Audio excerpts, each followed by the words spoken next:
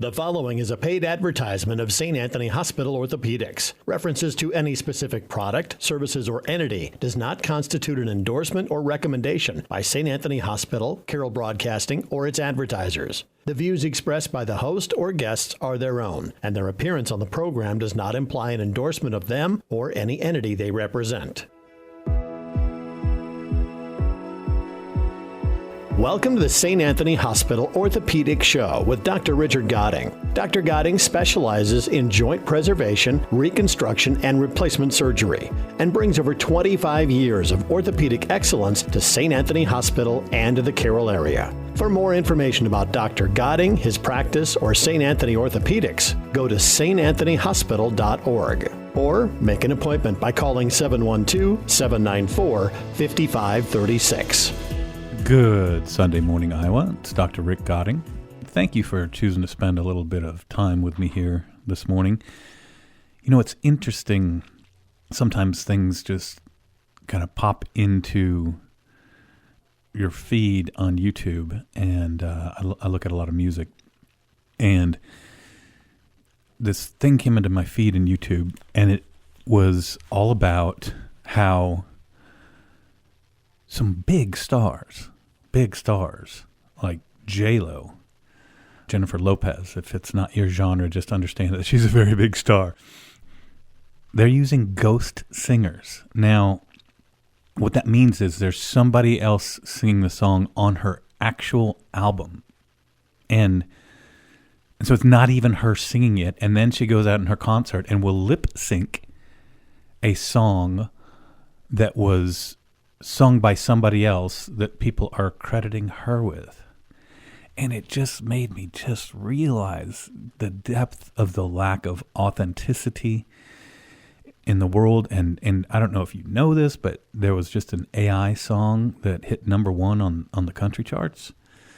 And it just, this world is getting to the point where you just, it's just, I don't know. I'm having a hard time processing it all. And my kids are living in that world a lot more, of course, because they're involved in social media, despite my best efforts to constrain and limit that. It's just the world that they're living in. But this lack of the real and this lack of the authentic is really, really, really bothersome to me. And I think it's pervading society in a way that I don't see any good in it. That's not to say I don't see any good in AI. There are certainly applications in AI. And I had talked about, last week I think I talked about how my dentist's assistant said that they were now using AI to show them where to clean the teeth, whereas it would have been the dentist that would have read, they take the x-ray and they say, oh, it needs to be cleaned here. I don't know a lot about that process, but I know that the dentist used to do it and now AI does it. So I think there are some things in it. I think it's just inevitable that if AI can do a job like that, like a radiologist, and they can do it better, I mean, if it's your lung CT and they're looking for cancer and AI is markedly better, well, what do you want, right? So it's not like I don't see applications for AI, but you know, for me, I'm a musician in the creative space. To take the humanity, there's AI generated art, there's AI generated music, and art and music to me are a celebration of humanity itself. And for that to get taken away, or it's not that they're taking it away, it's just that people are choosing. I mean, if this was the number one streamed, now it could have been that there was a lot of hype. Hey, this is an AI song, and everybody wanted to hear it and see what AI sounded like. I certainly hope that the charts don't start getting to the point where the top artists are consistently AI. If Skynet has won, if that's the case, and if you remember that Arnold Schwarzenegger movie in the 80s, The Terminator, and Skynet was this just basically overriding artificial intelligence computer network that was running the earth. It's just a frightening time. And again, the humanity and the authenticity, there's a crisis of humanity and a crisis of authenticity. And it just God, it bothers me to no end. Now, I think that people are a long ways from wanting a robot nurse or a robot primary care doctor or even a robot surgeon. Even though we use a robot in the OR, my hand is on it, right? And so you're getting an authentic Dr. Gottingny supplemented by a robot. But it's really just a tool to make the decisions that I come up with on where the cuts should be. It just makes that more accurate. It doesn't tell me where to cut. I tell the robot where I want to cut, and the robot allows me to cut exactly there. And I just have a lot more information. But I think it's a million miles before people want some kind of a robot. That robot nurse walking into your room to take care of you would have to be so human that if the lines are blurred that far, I don't even know where we are. But yeah, I'm distressed at the lack of authenticity and humanity in the world. And, going into the Christmas season, I hope we can really dive deep into what humanity and authenticity is all about. And speaking of authenticity, I am going to bring on a guest today who is actually John Ryan. Now, Carroll area listeners would know John because he has been here at KCIM Radio for 31 years, and he's been my producer for 5 years. And this is our last show together as he is off into the wild blue yonder of retirement. So, John, hello. I am pulling the trigger before you get there. You always said you're going to retire maybe in 10 years or whatever. Yeah, so I'll probably be St. Anthony's another 7, and then probably work a few more years in fewer days a week. Let's just say, there's a place where I can go work 10 days a month in a row, and then have 21 days off. But yeah, no, I'm still pedal to the metal for a while. So you're getting out earlier. Well, I don't know. How old are you? I am 61. Right. So it's about the same. So I'm 55. 7 years from now, I intend to head out the door like you're going to. Well, tell our broader WHO audience a little bit about your story here at KCIM. Well, I started actually at Carroll Broadcasting 1994 is when I got hired. I came in as the operations manager, program director of 2 stations at that time. Was given complete control over my hours and what I wanted to do with the stations. And I thought that's such a cool thing that I stayed with it. And then we eventually added a 3rd station, Kick 106.7. And yeah, I've been here ever since. I've had a great air staff that has been with me for some of them for over 20 years. So they're going to be, picking up where I left off. And it's been a great run here. And I can't thank the people of Carroll enough. Yeah. Oh, I mean, Carroll's a great community, and obviously they've embraced the radio station because you're still here. Yeah. I mean, that's the number one thing. Is that radio station successful? And it's a family-owned operation, too. I mean, it's one family that has owned it since 1950, 75 years. KCIM has been on the air. So, yeah, they treat all their employees extremely well, and that's why we don't have the massive turnover that some people do. Well, right. I can tell you, and I'm only saying good things. I'm not saying bad things at all. All I will say is I think I had 3 producers in the 3 or 4 years when I was at iHeartRadio. All very nice people, very qualified. But there was a turnover. You've been here. We've done, I don't know, I've been here. I'm coming up on my 6th year, so I'm 5.5 years in. We started when I got here, so we've done 5 times 5. We've done 250 plus shows together. I've learned a lot about orthopedics. Let's put it that way. Well, I hope so. That's the idea. I hope we've learned a little bit. I hope you know a little bit more about shoulders and knees. And see, my wife said she had her shoulder hurt the other day, and I was asking her, how does it hurt? They have these things called the Regen 10 now, and she looked at me like, what are you talking about? So. Yeah, that's funny. Yeah, I have gleaned some knowledge. Sure. Well, I hope everybody has to some extent. And it's been a real pleasure. John's always just been super professional. He actually edited as well, right? He does the editing, and it's just, he's always kind of sitting there. I'm always looking at him, and I've never really involved him in the show. I guess there wasn't, he didn't have a lot to input on orthopedics. But he's always been there and been super competent and done a great job with the show. And it's exciting to see you young and vibrant heading off into retirement to ride your bike and do your things. And that was our thing. I had a heart attack at the age of 60. I got life flighted to Mercy in Des Moines on my 60th birthday. Since then, my wife, who's been the kind of the driver of all of this, she's the financial CEO of our family and things. She decided, hey, we can do this. We're young. We can travel. We're our healthiest we're ever going to be.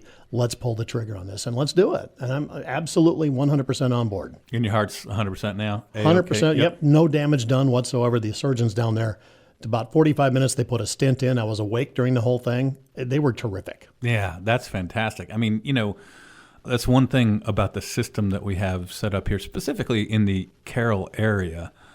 I mean, if you're in trouble in Carroll or 10, 20 minutes outside of Carroll, you get here to the hospital. And how long was it from the time you hit the hospital to the cath lab? Probably within a couple of hours. Of hours. Yeah. I mean, what an... I mean, you think about, to be able to live out in rural Iowa and be able to have a helicopter there and get you to an interventional cardiologist in a cath lab in 2 hours, that's a miracle. Mm-hmm. I mean, most people, probably 9%, I don't know, whatever, billions and billions of people aren't even getting to the hospital. Yeah. They're just lucky to get an aspirin from their local doctor. I mean, there's all, we talk about Africa and the Philippines and places like that, places that I've worked. It's just not even reasonable to even expect them to ever even get the cardiac stent to begin with, let alone within 2 hours of, so probably 3 hours of symptoms, I guess. Yeah, well, my bad. Okay, okay. You did. Okay, so here's a point to educate. As you know, on this show and podcast, I want to promote health. It's not just orthopedics. I talk about weight loss. I talk about things like this. Let's talk, if you don't mind, you brought it up, sure, a little bit about your experience and what people ought to glean from your experience from a knowledge perspective. I will say I do my own podcast on the side. It's called Must Know People. And my wife and I did a podcast about my heart attack, what went on there, and the treatment afterwards. Dr. Fygovsky, who works here at St. Anthony's, she's fantastic. Yep, cardiologist. She's my cardiologist, and so I did a podcast with her on that later on, all about the signs, the symptoms of what to look for. And where can the non-Carroll audience, the WHO and the podcast audience find that? Just go to carrollbroadcasting.com, click on the podcast section. It's called Must Know People. It was in season 1. I've done a couple of seasons of it, and I just wrapped up season 2 because obviously I'm retiring on Friday. So they can find it all right there, all the different podcasts that I did. Okay, but let's just, so first of all, Dr. Susie Fygovsky is a fantastic cardiologist here in Carroll. We don't have a cath lab, and the reason we don't have a cath lab is where we put in stents and things like that. You have to have a surgeon on standby in case something goes wrong. You got to have somebody cut the chest open and fix it old school. So we do not have a cath lab here, but we have a fantastic cardiologist, and she does put in pacemakers, and she does what they call cardioversions and gets the hearts back into rhythm if they're out of rhythm. But let's just talk about your experience, because I feel like there's something that can be learned, and you may have gotten lucky and other people may not. So let's talk about that a little bit, if you don't mind. Well, yeah, I got very, very lucky. I had symptoms that were going for a while. I would all of a sudden just feel my heart start to race, and start to feel a little bit of pressure in my chest, but it would go away. And I thought, okay, it's just a weird deal, no big deal.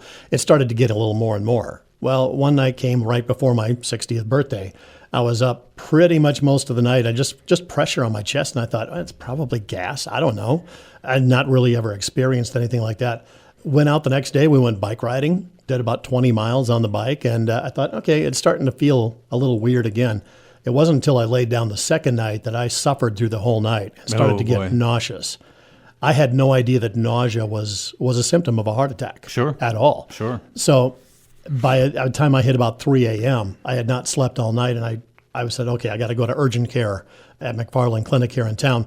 And they immediately sent me to the emergency room saying, you're having a heart attack. And both my wife and our mouths just dropped open thinking, how can this be? But yeah, the folks there were terrific. I never had pain down my arm or in my jaw, which is one of the major other symptoms. So I would look up symptoms online, and there was only about half of them applied, but it was enough. So my point for having you kind of flush that out a little bit is, if your heart is racing, if you're over 50, let's say, probably even, let's say 40, if your heart is racing and you feel, especially pressure, not pain, it's pressure, is the big Mine one. was pressure right dead in the middle of my chest. That is a classic finding. And what I want you, the listeners, to take from this is don't mess around. Go to your doctor. Every doctor out there will tell you they would so much rather you come in and have it be gas than not come in and have it. So what I'm saying that you got lucky is that it could have been worse, and it could have been that those delays could have been very costly. And as it turns out, you got lucky, and they were able to stent that open, and it's probably going to be open forever, and you're fine to go ride your bike. But do not ignore chest pressure. It does not have to be pain. People always think pain. Pressure's a big one. Feeling the heart race is a big one. I actually, myself, I'll tell my own little quick story. Recently, my daughters introduced me to Celsius, which is an energy drink, and I really kind of liked them. And so I got to the point where I was drinking 2 or 3 a day, and then I got to the point where I was drinking a little bit of coffee in the morning and then 2 or 3 a day, and just trying to keep the workout and keep the pace and everything. And I laid down in bed one night, and you know how you can hear your pulse in your ear on your pillow. And I was like, oh my gosh, that's not regular at all. So I went and got an EKG, and I was having premature atrial contractions. And so I called our friend, Dr. Fagowski, and she said, those aren't that big of a deal. What are you doing? I said, well, no, I don't know. And she's like, do you drink caffeine? I said, yeah, a whole lot. A whole lot of it. She said, well, stop that and go buy this thing. It's called a Cardia, Kardia, and it'll do a little basic EKG on your phone and just cut out the caffeine and take some magnesium. And so, of course, I've been on the carnivore diet, and I'm on it probably 5 days a week now and 2 days off. I'm going to go hardcore again. But you do have to monitor on that diet, and a lot of diets. You have to monitor your potassium and magnesium. But my heart now for the last 3 or 4 weeks has been in perfect regular rhythm. I've checked it a bunch of times. I feel my pulse all the time. But I didn't ignore it. It turned out to be she was not really concerned. I mean, she was concerned, but she said, well, it's not really that big of a deal. Just stop doing all the caffeine. You're probably going to be fine. And so I did, and so I am. But again, the point is you can't ignore this kind of stuff. I've just seen so many stories of people who, yeah, he wasn't feeling good for 2 or 3 weeks, and then all of a sudden, gone. And do not ignore. And women, hey, guess what? You too. I think sometimes people think that women don't have as many heart attacks, but they actually do. I don't know if they have as many, but they have enough that it's not like it's rare for women. So don't sleep on it because you're a woman. If you are having especially pressure in your chest, but certainly any pain, and then anything going to the shoulder or the jaw or short of breath, just go get checked out. That's what you've got your doctor for. Exactly. But yeah, so we turned this into a public service announcement. I didn't think we were going to necessarily do that. I was just going to say thank you so much for just working with me and making me feel comfortable here and just being super professional about it. And I want to wish you the very best of luck in your retirement and your podcast, which is going to be ongoing, right? We're going to be doing something probably a little different. We're going to weigh out our options here in the next few weeks. Is it going to come through Carroll Broadcasting? Probably not. Okay. We'll see. Okay. Well, if you when you get to the point where you know what it is, let us know. I mean, you've been such a good friend of the show. Obviously, we'll be happy to let people know what you're doing and how they can find it.